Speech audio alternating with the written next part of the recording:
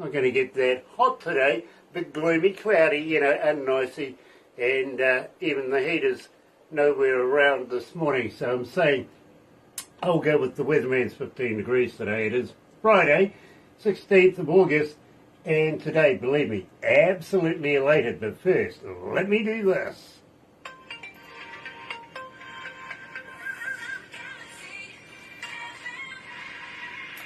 That's right, you're right here at Galaxy 107 FM, and today, believe me, absolutely elated because we're heading all the way over to catch up with our very, very good friend Mark Leno from the band Kick the Wicked.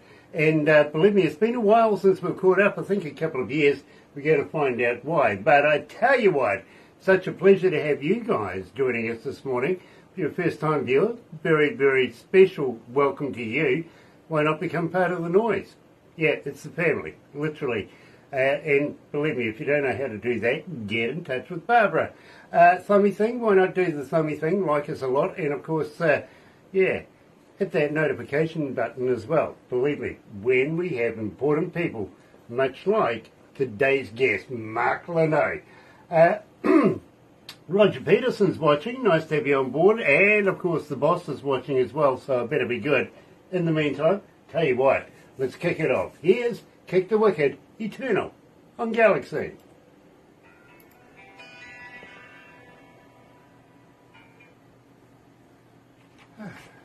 That gives us a minute to get together. So how's life been treating, my friend? It's been a couple of years now? Yeah, it's so at the university tomorrow. I've been driving my poor wife crazy. Tomorrow I take my comprehensive exam, so I passed that and I become what's called a PhD candidate. So I'll be basically doing research for the next couple semesters until I graduate and hopefully defend my dissertation and get my PhD finally. So I'm nearing the end to actually have my PhD. Nice. Other than that, I've been working, and I've been just writing music. As you can see, with Kick the Wicked, we've been releasing stuff. I wrote something for Fiction 6, so hopefully in the fall we'll have a single from Fiction 6. I was going to ask if you were still working with Fiction 6. Yeah, J.K. Northrup is still a really good friend, so, and he's an amazing musician, and, Larry Hart is a fantastic bass player. So, and the drummer we share between Kick the Wicked and Fiction 6 is the same drummer, Rory Fashion. So, pretty cool stuff. I really like the difference between the two groups because they're totally different. Sure. Kick the Wicked's more kind of modern, moving around the genre in your face kind of band, and Fiction 6 is more melodic, progressive. So, yeah. Absolutely. Should we talk about Mega? I think he's already been. Oh, yeah, okay. Oh, I see. Mr. Zdanowitz is on board. Nice to have him on board. Really, really is. You get far more information on yours than I do on mine. Okay. Because I'm the main. Oh, because you're the master. Mm-hmm. I gotcha. Yeah. I gotcha. Kaylee Amanda and 6 others. There's that mysterious 6 others again. Yeah. Welcome, everyone. Yeah, welcome everyone, especially Nicole Daniel. Nice to have you on board as well. Barry Joyner is joining us, and Greta Dick is joining us, as well as Michael Zdanowitz. Of course, Michael was with Galaxy Class Entertainment's coming out of Florida. I hope you got through that hurricane thing safely, believe me. Yeah, that's been going on. Nasty thing that was. It really was. I was watching it. Okay, we've got about a minute, so we'll go to the desk.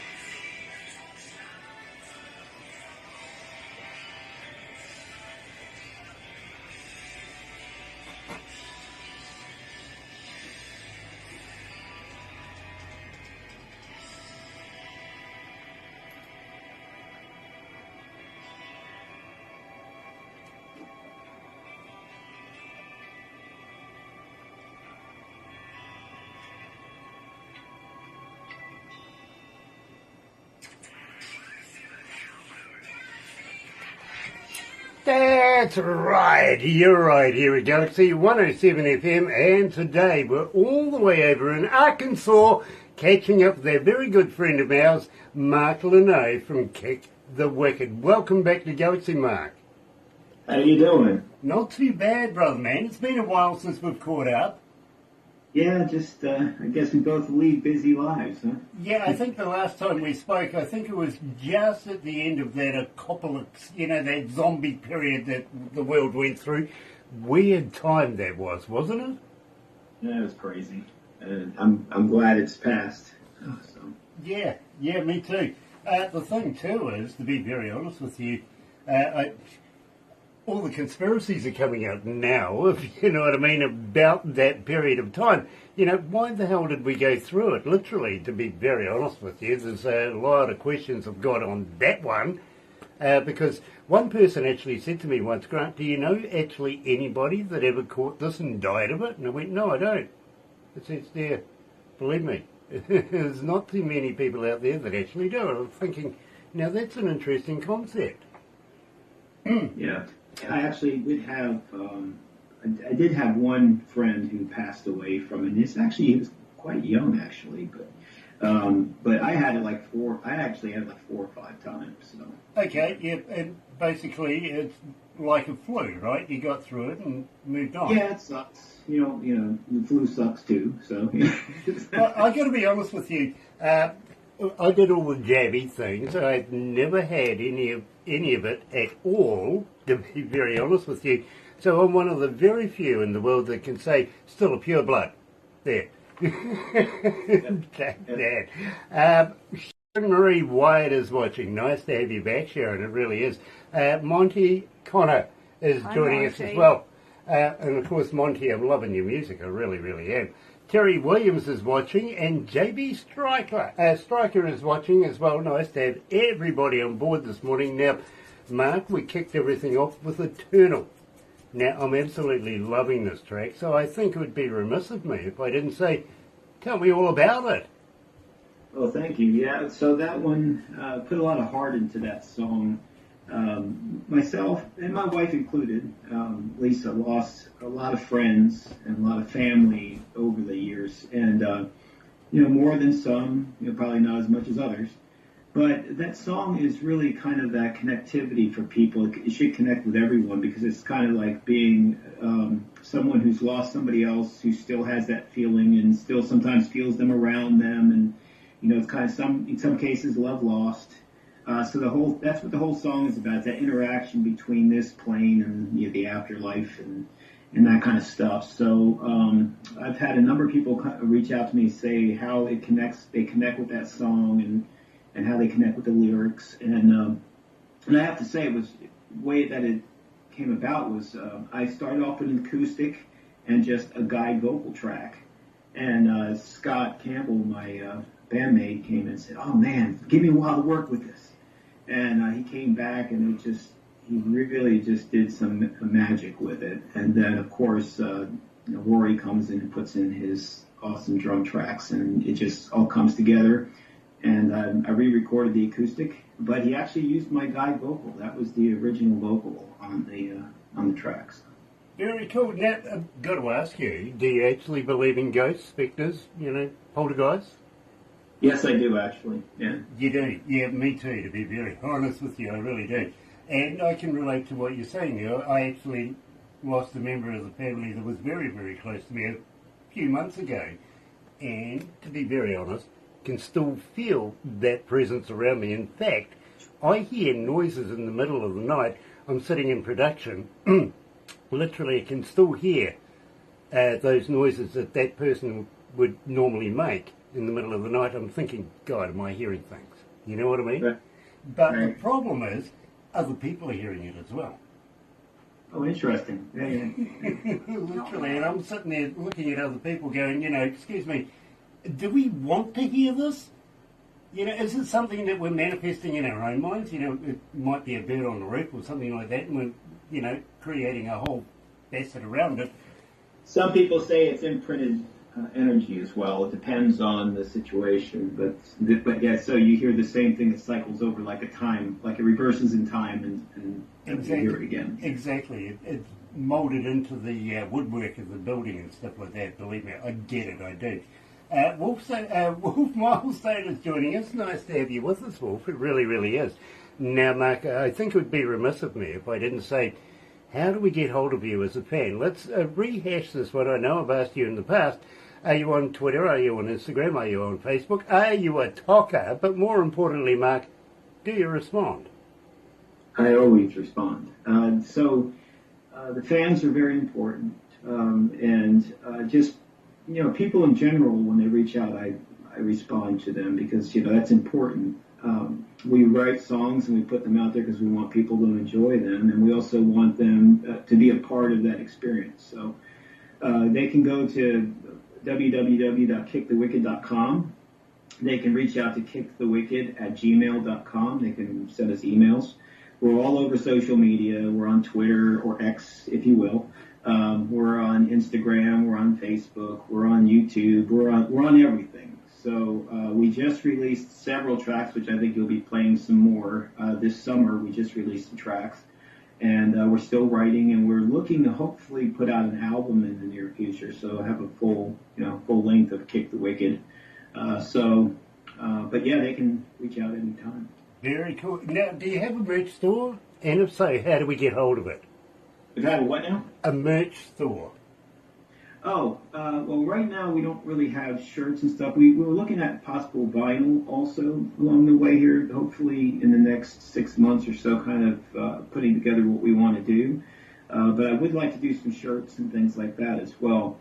And I know that you're going to want me to send you one when I do, because I know that's coming, and I know it's expected. You know you just too well there, but Brad. yeah, we've talked about it, but we don't have a merch store. What we're doing right now really is just selling the singles and stuff through your typical like Apple and those types of sites. So. Fair enough. And you're quite right. You read my mind, of course, but it'd be a pleasure to be able to wear your brand mark. It really, really would. Now, at the same time, I think we should move on. So, tell me a little bit about Into the Light. This is a fascinating track. In fact, got to be honest with you, I'm kind of partial to this one, to be very straight up. I'm playing this in my car. Right. So, Into the Light, again, I wrote a couple songs that kind of drift somewhat on the spiritual side of things. And Into the Light is just what we talked about, this the spiritual side of like guiding those lost spirits into the light. Part of it has my faith in there because I do carry my faith as a Christian, a non-judgmental one. You can be whatever you want. You can wear a stringer on your head if you want. But I profess it. I put it out there.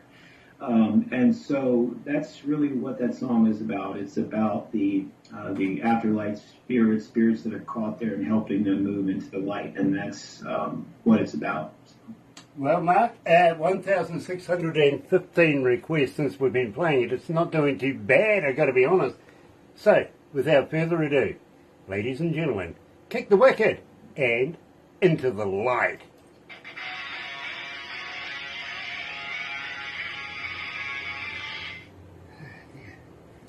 Good. How you feeling, Mark? We okay? Yeah, absolutely. You froze up for about a second, but that was about it. Yeah, I have that appeal with most machines. Brain freeze. Yeah, yeah. Gosh, I have to show you. This is the beauty that we got for Firefly. Awesome. This is the award from the World Entertainment Awards. It's the for Best Rock Song we got this past year. Awesome. Yeah. You look bloody heavy too. Yeah, you can take out an intruder with that bad.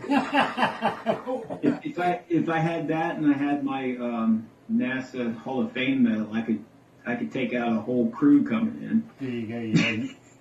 Man's dangerous now. He's in the NASA Hall of Fame. He's in the NASA Hall of Fame. Yes, how he about is. that? Yep, absolutely. As I said, he's too brainy for me. I could never learn all that. Sure. Well, Mark said to me a number of years ago that I've never forgotten when we were talking about NASA. He goes, "Oh, never a straight answer." I've been with that one ever since, Mark. I've got to be honest with you. Like his Kiss shirt. Like his Kiss shirt. Yeah, keep Well, it simple. I actually worked with Kiss in Auckland, New Zealand. Hey, friend. And Michael, and we've the got local indigenous folks here call part of we must catch the up. haka that they do pukana, which is basically they poke the Right. tongue out, right? Right. And we were doing a sound check in Auckland, and the local paparazzi were along taking photos of us. It was the most opportune time to shunt those guys through.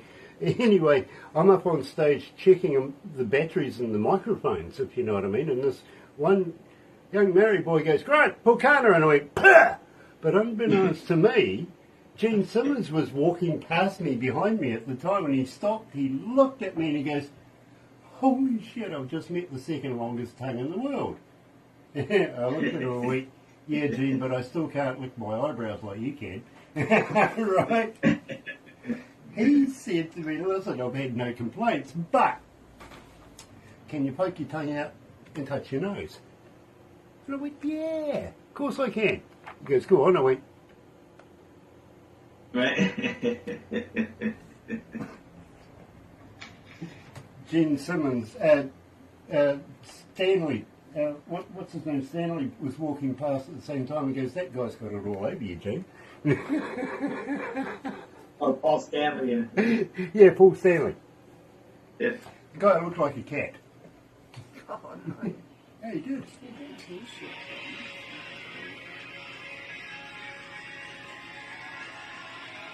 Don't go over here. Don't go over.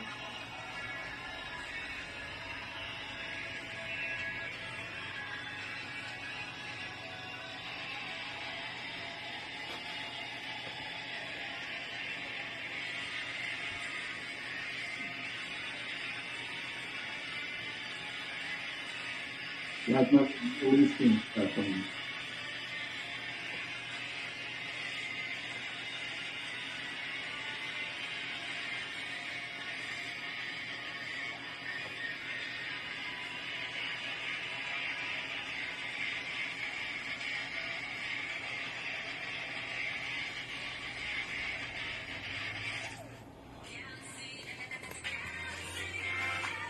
Big end on that, Mark. That's fantastic. I love that. I really, really do. And got to be honest with you, I'm looking forward to anything new in the can that might be coming up. You sort of mentioned that there might be a few more tracks coming our way, so this is exciting. Any tips on any names? Not really at the moment. I'm working on several things, so I've got, Pick the Wicket's trying to work on a full-length album. And I'm also working on, we'll probably do a few things kind of like Spit It Out, the heavier stuff. We'll probably do some of that stuff coming soon. I'm working also on a solo album. I've been talking to a drummer who used to play for Prince and my bass player from Fiction 6. And we've got a number of tracks, about 8 of them, which will probably be a solo album at some point in the future. Other than that, there's just so much going on. I finished my book. It's going through editing right now. So there's lots going on. That last track that you listened to was actually mastered by Mayor Applebaum. And he's a really excellent at his craft. He's worked on Sabaton and Rob Halford and all kinds of other bands as well. He's done a lot of their mastering. So there will be more stuff coming out. Scott and I have been writing a lot. I'll send him stuff. It's great because I'll send him like 10 different things and they'll go, nah, and they go, oh, that's pretty cool. And so it's just really kind of a process, right? So. Yeah, absolutely. And that's collaboration. That's what it's all about. Believe me, I keep saying that compromise is where both people agree but don't like the result. Which is true, basically. Now, having said that, my friend, got to ask you, with everything going on right now, summertime's upon you. Any gigs going on? You got any festivals happening at the moment?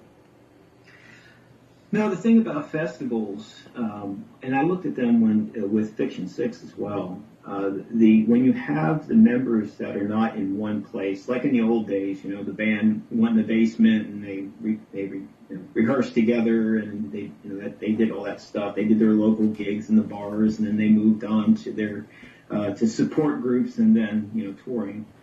It's a bit different now. So when your members are everywhere, you kind of have to find those festivals that are willing to put that money up, and for you to go there, rehearse for a couple of days, and then play and that kind of stuff. So there's been talk about it over the past several years, but I think also till I finish my PhD, and I don't want my beautiful wife who supported me over all these years to kill me and put me in the backyard before I have a chance to write more music. I kind of have to wait till some of that stuff kind of comes off the shelf, before I can, think about that kind of stuff. So. I fully understand. I really, really do. A, we don't want your wife doing anything like that. B, I'm kind of hoping that you're going to sign a copy of your book and send me a copy at some stage in the future as well. But C, you never know. Might have my finger on the pulse there, be able to have a chat to you after this. You never know, might be able to get you a gig or two somewhere that we know. There's something in the plan. You just never know what the future holds. Franco Nanucci's watching. Nice to have you on board, Franco. It really, really is. Been a while since we've caught up, actually. Frank Blair's watching, as well as Wayne Spring, Jeff Bateson, and Sean Simpson's watching. Dave Meikle's watching, as well as Greg Parrish, and also Cheryl Arnold. Nice to have everybody on board. I think we need to cover this game. Now, what's the rules of the game, and what are we playing when it comes to the game? Yeah, well, actually, so we were just talking about my wife. I wrote that song for my wife in 1994. I actually recorded the first version on it, you'll get this, on a 4-track, and I ponged it to a boombox back and forth to put all the tracks down, and I played the drums on a little Casio drum machine. And I brought that 4-track version to Scott, and he said, "Man, I really dig this tune." And so he put kid gloves on it because it was written for my wife, Lisa. And so I was happy to put it out because I really wanted to put it out for her as well. And so, but that's what the game's about. It's a bit different too. It brings me back to when I was with the band Persian Risk. The original singer, the singer for Persian Risk has been in Nazareth for some years now. It's Carl Sentence. We had this he's from England, and back then in Persian Risk, it was the USA version was kind of like, that punky, British, yeah, sure, kind of, So my vocal has that kind of punkish kind of feel to it. Very cool. Do you have any Doc Martens? I used to have Doc Martens. As a matter of fact, when I toured with Persian Risk, I had several pair of Doc Martens. Yeah. I've still got a pair somewhere, to be very honest with you. I think they're 15 up cherry reds, 18 up cherry reds, sorry. Believe me, I'm going to have to go and hunt them out now. You've stirred me up. In the meantime, here, joining us live is Mark Leno from the band Kick the Wicked and The Game.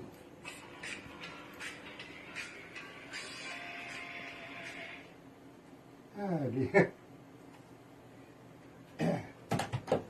Yeah, when I get home tonight, I'll have to go up and find my boots just to, yay. I threw mine out. I can't stand anything tight around my Oh, ankle. when I was living in England, believe me, I was through the punk era. And Sid Vicious was still alive back in those days. And so you had the spike. Oh, yeah, the nappy pin through the ear, not through the nose. I wasn't going to be as brave as that, but I had one through the ear, and the whole hairy deal, and my chains everywhere. Oh, it was shame. Oh, dear. I used to work for a company called Crash Productions back in those days. Right. And they had an awesome band. Cheryl. They really love did. you, darling. Believe me. Sean. A lot of fun. Oh, Barbara's playing with the phone again. No, I just want to say hello to Cheryl. Of course you do. We love Cheryl. And Sean. And Sean. Yes, we do love Sean. Absolutely. She's a wonderful lady, Sean. I like this song. You like the song? Yeah, I do too. Yeah, it's a cool track, Yeah. this one. It is, in fact. Okay.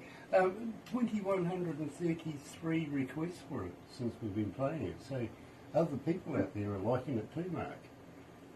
Awesome. Yeah, absolutely. Well, it was submitted to the Grammys along with Eternal and Into the Light, and also White Rabbit, the remake of the Jefferson Airplane tune. Yep, absolutely. In fact, I was going to talk about your Grammys because you've done so well with awards, really, haven't you? I mean, not only the one you just showed me, but I mean, I don't know too many people who have been in the Grammys before, you know what I mean? Well, we haven't been nominated yet, but you know, we continue to go on. Well, I can say one thing though. I do know the governor of the Grammys personally. Oh, cool. Yeah, he's a nice guy, Thornell.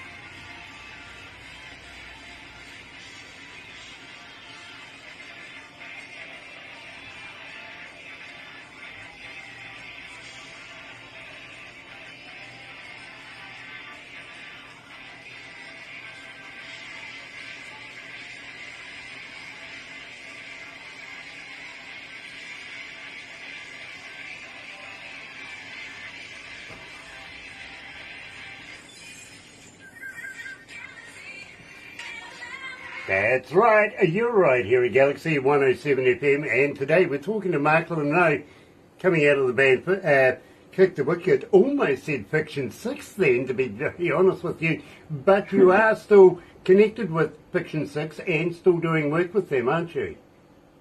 Oh yeah. So I've written a song. The drums were actually already put down for it as well, for Fiction 6, and we're just waiting for JK to have the time, probably this fall, to kind of work with that to get a single out. And I appreciate you playing that song, The Game, too, because that one goes out to my lovely bride, Lisa. That one was written for her. So, but yeah, we're looking to have, at least, you know, with Fiction 6, we have 3 albums. The albums became really hard to just pump out albums all the time. So we're probably going to go to more of a singles kind of thing for a while. But at least it allows us to put some music out as Fiction 6. So. Very, very cool. You know, that just means one thing. Maybe, just maybe, you'll send us some new music and come and put yourself through this again. Love to Lisa too, by the way, and much respect. I think the support teams, the wives, everything like that of artists never get enough mention. So believe me, she is worth her weight in gold, my friend. Take good care of Lisa, won't you? Having said that, we are going to have to wrap it up right now, but please don't go anywhere. We're going to take a couple of pickies, a little bit of a story to tell you as well. I think you'll be very interested in this. But in the meantime, don't go anywhere. Believe me, you're going to absolutely love it, because we're heading all the way over to Indiana, and finally, after a number of years of promoting this artist, he's coming on for an interview. Yes, Kingly T is coming. Looking forward to that. If you're into a bit of reggae-ish, that's us. But in the meantime, thank you, Mark, for joining us. And everybody else that's watching right now, thank you so much for joining us today. Happy radio, everyone.